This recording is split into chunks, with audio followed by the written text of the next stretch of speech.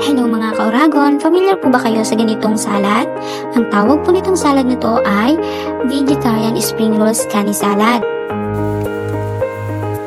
Simple lang naman mga kauragon na ang ingredients nito at alam ko, makikita niyo to sa supermarket. Bumili po pala ako ng rice paper at isinawsaw ko lang po ito sa tubig at inalagay ko na po sa chopping board. Nilagyan ko po ng lettuce, cucumber, carrots, mango, and crab stick. Siya nga po pala, yung sauce nito, ilalagay ko na lang sa comment section kung paano ang paggawa.